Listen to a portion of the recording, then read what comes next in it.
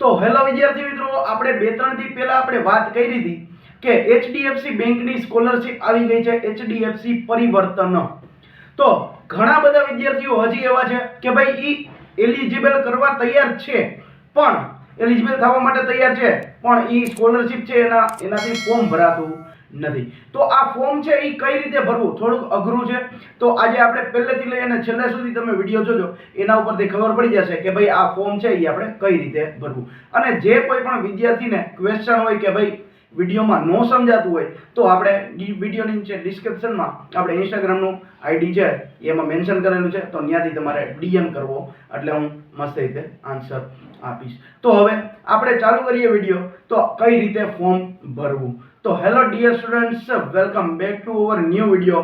અને આપણે ચાલુ કરીએ છીએ આજનો રજિસ્ટ્રેશન વાળો વિડીયો કે ઓનલાઈન સ્કોલરશિપનું ફોર્મ છે એ કઈ રીતે ભરવું એની સંપૂર્ણ માહિતી, અને બધા જ વિદ્યાર્થીઓને મળશે આ સ્કોલરશિપનો લાભ. HDFC સ્કોલરશિપ 2024-25 HDFC પરિવર્તન સ્કોલરશિપ છે, બરાબર. તો આ બધા જ વિદ્યાર્થીઓ ભરી શકે છે, 1 થી 12 વાળા, પછી બેચલર ડિગ્રી વાળા, માસ્ટર ડિગ્રી વાળા, PhD કરતા હોય તો ઈ, અથવા તો ગમે તે વિદ્યાર્થીઓ હોય તે આ સ્કોલરશિપનો લાભ લઈ શકે છે. તો ચાલો સ્ટાર્ટ કરીએ. સૌથી પહેલા તમારે કોઈ પણ બ્રાઉઝર ઓપન કરવાનું છે અને એમાં લખવાનું છે HDFC સ્કોલરશિપ 2024. એમાં પહેલી જ વેબસાઇટ આવશે, એ પહેલી જ વેબસાઇટ ઉપર તમારે ક્લિક કરવાનું રહેશે. એટલે આ રીતે ઇન્ટરફેસ ખુલશે. એમાં એપ્લાય નાવના બટન ઉપર આપણે ક્લિક કરવાનું થશે. એટલે આ રીતે આપણું કંઈક ઇન્ટરફેસ ખુલશે. એમાં તમે સ્ક્રોલ કરશો એટલે નીચે આવશે. સૌથી પહેલા તો આવશે પોસ્ટ ગ્રેજ્યુએટ માટે સ્ટુડન્ટ, એમાં આખી વિગત વાંચી લેવાની. પછી અંડર ગ્રેજ્યુએટ છે અને પછી સ્કૂલ સ્ટુડન્ટ માટે છે. તો આજે હું સ્કૂલ સ્ટુડન્ટનું સમજાવું છું. તો વ્યૂ ડિટેલ્સ ઉપર તમારે ક્લિક કરવાનું થશે. એટલે આ રીતે ખુલશે. પછી એમાં એપ્લાય નાવના બટન ઉપર ક્લિક કરી અને તેમાં જો હવે તમારે એકાઉન્ટમાં બનેલું ન હોય તો ક્રિએટ એન એકાઉન્ટ ઉપર ક્લિક કરવાનું થશે. એટલે આ રીતે આખું વસ્તુ ખુલી જશે. પછી અહીંયા તમારું નામ છે, તમારી સરનેમ છે, પછી મેલ આઈડી નાખવાનું, મોબાઈલ નંબર નાખવાનો, પાસવર્ડ અને કન્ફર્મ પાસવર્ડ આ બધી નાખી અને ચેક ઉપર ક્લિક કરી અને સાઇન અપ બટન ઉપર ક્લિક કરવાનું રહેશે. એટલે તમારા મોબાઈલ નંબર ઉપર તમારે એક OTP આવશે અને એ તમારે નાખી લેવાનો રહેશે. પછી જેન્ડર સિલેક્ટ કરવાની રહેશે, મેલ છે કે ફિમેલ. પછી સ્ટેટ ગુજરાત છે કે કેમ. પછી ક્લાસ સિલેક્ટ કરવાનો રહેશે, કયા ક્લાસમાં તમે અભ્યાસ કરો છો અત્યારે, તો કે ભાઈ આ રીતે. અને તમારી લેંગ્વેજ કઈ છે, ગુજરાતી છે, હિન્દી છે, ઇંગ્લિશ સિલેક્ટ કરવાનું રહેશે. અને તમે પર્સન વિથ ડિસેબિલિટી એટલે કોઈ પણ અપંગ છો, જો હા હોય તો યસ અને ના હોય તો નો ઉપર તમારે ક્લિક કરવાનું રહેશે. અને અપડેટ ઉપર ક્લિક કરવાનું રહેશે. એટલે આપણે આખું ફોર્મ છે એ આપણે આગળ ભરાઈ જશે. અને ઓકે બટન ઉપર આપણે ક્લિક કરવાનું રહેશે. પછી કંઈક આ રીતે ઇન્ટરફેસ ખુલશે અને એમાં પાછું તમારે નીચે જઈ અને સ્કૂલ સ્ટુડન્ટ ઉપર ક્લિક કરી અને એમાં પાછું એપ્લાય નાવના બટન ઉપર ક્લિક કરવાનું થશે. તો એપ્લાય નાવના બટન ઉપર આપણે ક્લિક કરી દઈએ. એપ્લાય નાવના બટન ઉપર આપણે ક્લિક કર્યા બાદ તમારે કંઈક આ રીતે આખું ઇન્ટરફેસ ખુલશે. હવે આ રીતે ઇન્ટરફેસ ખુલ્યા બાદ અહીંયા સ્ટાર્ટ એપ્લિકેશન લખેલું હશે, તો સ્ટાર્ટ એપ્લિકેશનના ઉપર ક્લિક કરવામાં આવે. અને સ્ટાર્ટ એપ્લિકેશન ઉપર ક્લિક કરશો એટલે એમાં પણ આગળ પાછું આપણને સ્ટાર્ટ એપ્લિકેશન એવું લખેલું હશે. તો એમાં સ્ટાર્ટ એપ્લિકેશન ઉપર આપણે ક્લિક કરશી તો ત્યારબાદ તમને કંઈક આ રીતે આખું ફોર્મ દેખાશે. અને એમાં સૌથી પહેલા આપણે જે આપણું આધાર કાર્ડના નંબર હોય આપણે વેરીફાઈ કરવાનું હોય. તો અહીંયા તમે વેરીફાઈ ઉપર ક્લિક કરશો એટલે આપણને આધાર કાર્ડના નંબર નાખવાના કહેશે. તો અહીંયા 3 બોક્સ છે, 3 બોક્સમાં આપણે 4 ડિજિટના આધાર કાર્ડના નંબર છે આપણે કરી અને નેક્સ્ટ ઉપર ક્લિક કરવાનું થશે. તો હવે આધાર કાર્ડમાં તમારે જે નંબર રજીસ્ટર છે એમાં તમારે OTP અને સબમિટ કરવાનું રહેશે. અને તે પછી આપણે 6 આંકડાનો પિન છે એ સેટ કરવાનો હોય.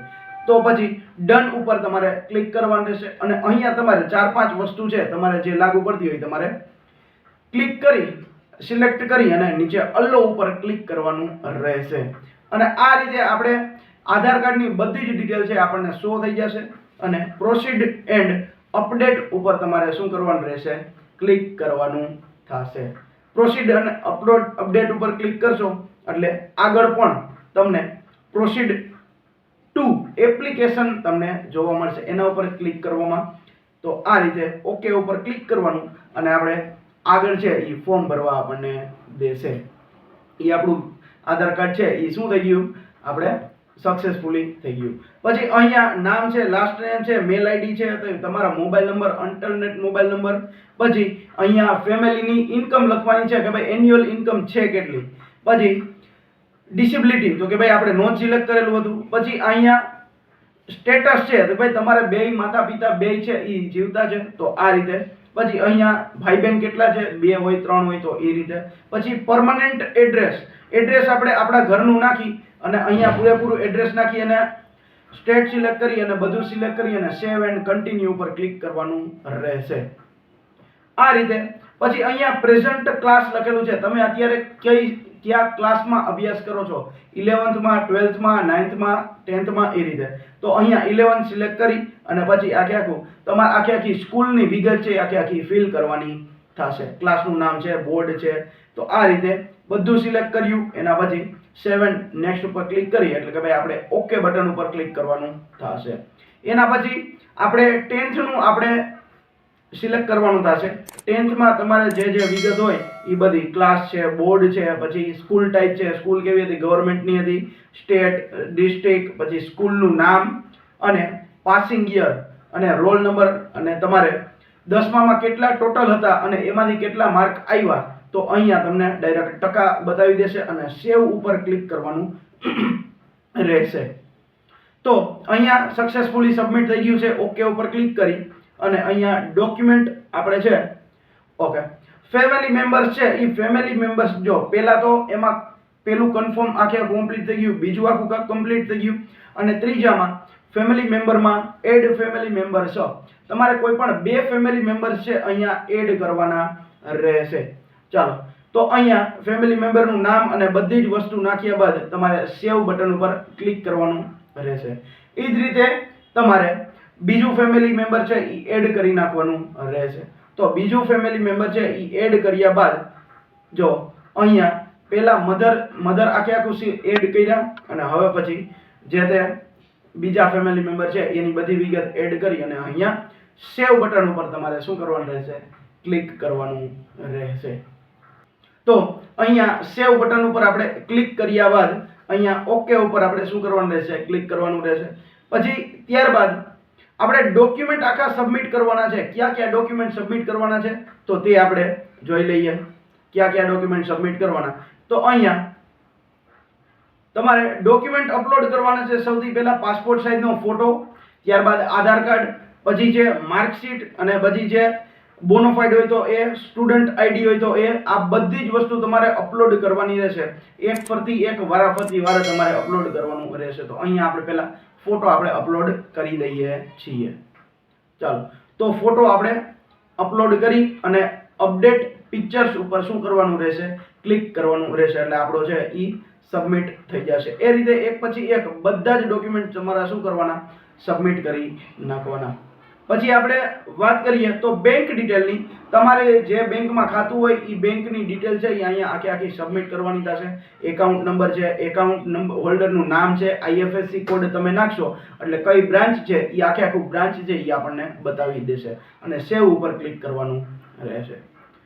ત્યારબાદ આપણે અહીંયા એક વસ્તુ આવે છે, સેવ એન્ડ કન્ટિન્યુ ઉપર ક્લિક કરવાનું હોય. પછી અહીંયા નીચે રેફરન્સ લખેલું આવે છે.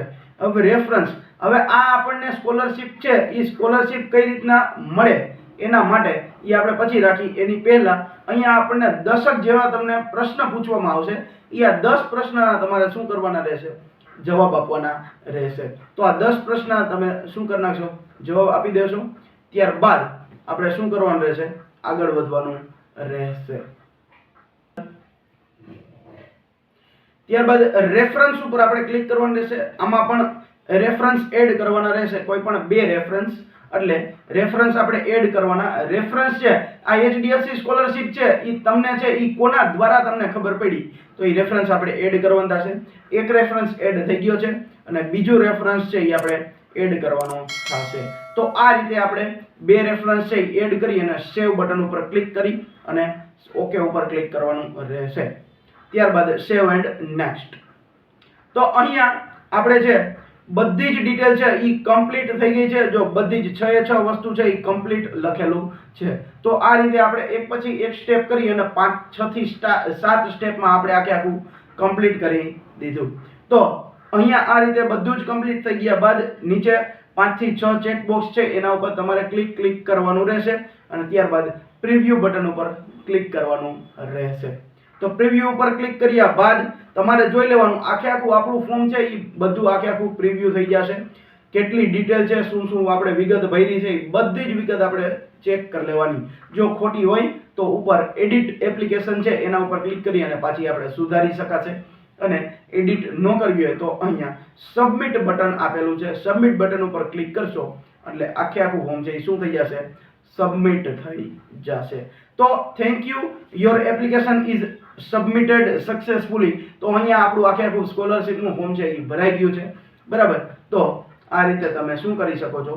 એપ્લિકેશન કરી શકો છો. તો આઈ હોપ કે તમને ઘણા બધા વિદ્યાર્થીઓને હવે ક્વેશ્ચન છે એ આખા સોલ્વ થઈ ગયા છે.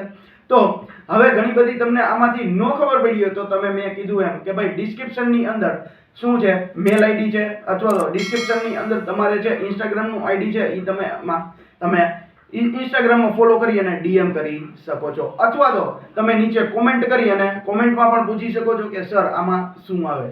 તો આઈ હોપ કે તમને ઘણી બધી વસ્તુઓ ખબર પડી હશે. તો વિડીયો સારો લાગ્યો હોય તો વિડીયોને લાઈક કરી દેજો, ચેનલને સબસ્ક્રાઇબ કરી દેજો અને તમને એવું લાગ્યું હોય કે આ વિડીયો ઉપરથી આપણને એપ્લિકેશનનું ફોર્મ ભરતા આવડ્યું અને મારા ઘણા બધા વિદ્યાર્થીનો અથવા તો ઘણા બધા મિત્રોને પણ આ વિડીયો શેર કરવો જોઈએ તો વિડીયો શેર કરી દેજો. બાકી આપણે મળીએ કંઈક આવા જ અલગ ટોપિક સાથે. ત્યાં સુધી થેન્ક યુ.